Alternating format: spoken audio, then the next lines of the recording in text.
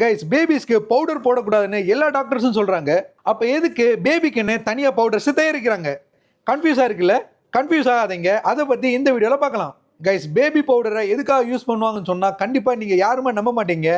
ஏன்னா அதை தவிர எல்லா இடத்துலையும் இதை யூஸ் பண்றாங்க.